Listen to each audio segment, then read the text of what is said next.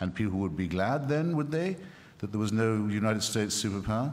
They would think the world was safer if the North Koreans could do that and think that America wouldn't fight. Well, beware of what you want.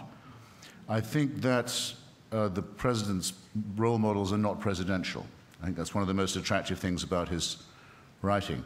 His role models are the great leaders of American civil resistance and human rights. People like, of course, Dr. King, but also less likely people like Dorothy Day or Elizabeth Cady Stanton and others. I think those are the people he models himself on.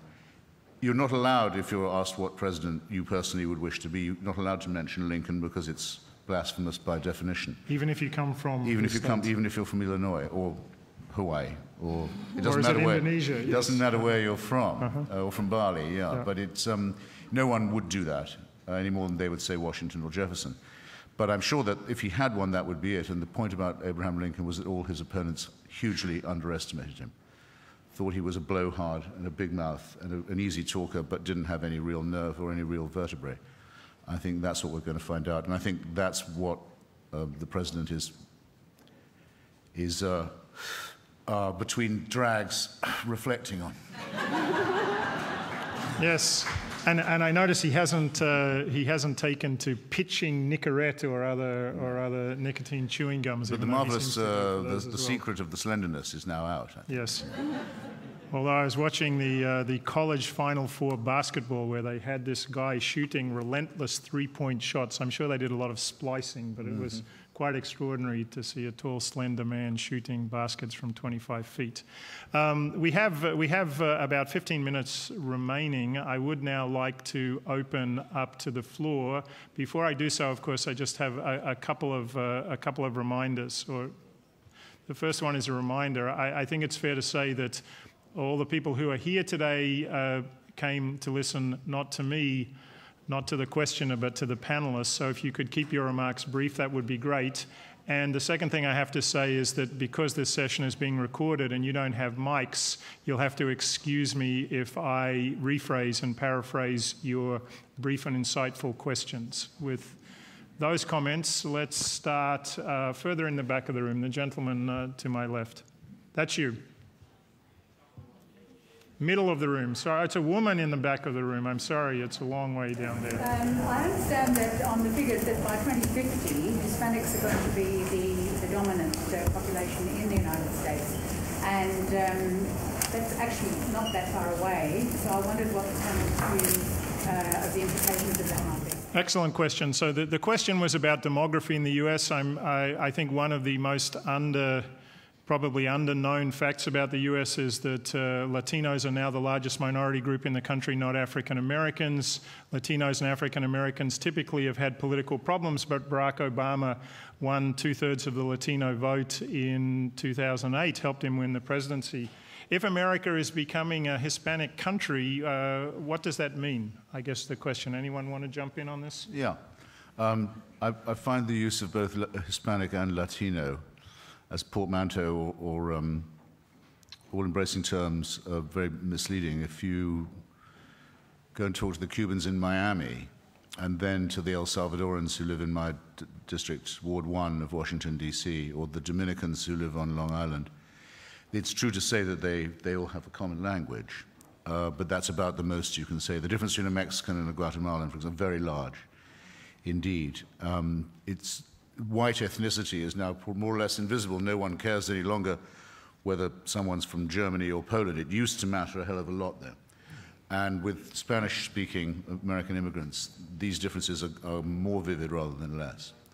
So you beware of aggregating it too much. It's something that needs more disaggregation. But it is true that there are lots and lots of undocumented workers in the United States, 10 million or so, most of them coming from Mexico, and Mexico is the dominant group in that Latino number. In states like Texas and California, this is already an enormous political reality to become more of one. I know, Don, you spent some time in the Great South and Southwest. What's your sense of the rise of the Spanish-speaking populations in the United States? I don't have. I'm really unqualified, totally, even more than usual on this. I didn't know. Is it Rodriguez writes about? He aggregates them as brown, basically. But that's about as far as I could comment. I know there's a certain paranoia about it. Did you pick up in railway stations and places about how everyone's going to be speaking Spanish soon? We'll all be wrecked. Yes. The point you did touch upon, which is very significant, was the resentment felt by black Americans towards this. It's very, very strong, but very strong in Washington. The worst riot there's ever been in Washington while I've been there was when a black police woman told a young Salvadoran man to put down his beer can in front of his peer group. And he wasn't going to be told to do that by any woman, let alone a black one.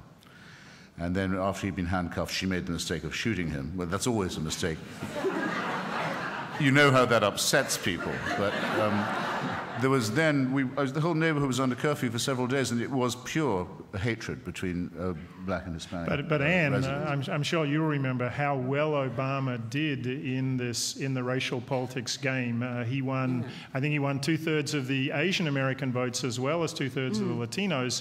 And a lot of the inside the Beltway types think that if the Democrats can secure the Latino vote, if there is such a thing, leaving aside Cubans in Miami and the like, that's going to make it virtually impossible for Republicans ever to get back the presidency, because those Mountain West states go from being Clint Eastwood gun-toting cowboys to solidly centre-left Latinos. How do you think this demographic change is going to shake out? I mean, obviously Obama is the biggest symbol of it, but there's as the question mentioned, there's a bigger force out there, which is the changing demographics of the country. Well, it's interesting that Obama has put immigration reform back on the agenda.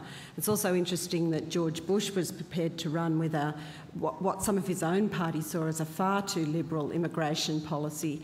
And George Bush came from Texas. He understood what the pressures were. He understood what it meant politically with the growth in the Hispanic vote, and John McCain too understood that from Arizona. So I think you'll see all those those states along the border that were once, cowboy states, changing quite significantly. And it means that every politician in America has to think about pragmatic ways to deal with its immigration problem, which is, just is so large compared to our tiny problem of boat people arriving. Yeah, bear in mind, sorry, because it is so interesting, the centre-left assumption may not be as strong as you think. What do we know about these immigrants from Mexico? They want to become members of the American middle class. They have very strong family values. They're much more religious than most, and Catholic too, at that. There's no, things like school vouchers appeal to them a lot. Things like abortion appeal to them hardly at all. They may stay Democratic, but in that case it'll be a different kind of Democratic Party. Yeah, and it's up to the Republicans, obviously, to manage their nativist anti-immigration concerns, as evidenced by the recent Arizona anti-illegal immigrant bill. Yes, I hope I can now see a gentleman here in the 1, 2, 3, 4, 5, 6, 7th row. Could you comment on Rupert Murdoch's attack on the Obama administration through Fox News? Fox News, it's not all the news that fits to print. It's fair and balanced, I believe, Fox News. So we're living in a 24/7 media cycle where values of sort of old-style values of reporting seem to be less in favour, and instantaneous punditry seems to be the order of the day. Anne, as a real old-school journalist reporter here, how do you feel about that? 24/7 cable news, politicisation of the news? Breaking down the barriers between commentary and news reporting? Well, I should say Fox News is now the highest rating cable news service during prime time, which I think says it's clearly working for their audience. And I think you have to understand news it's very competitive, and it's partly about entertainment, and it's partly about, carving out a demographic that appeals to advertisers.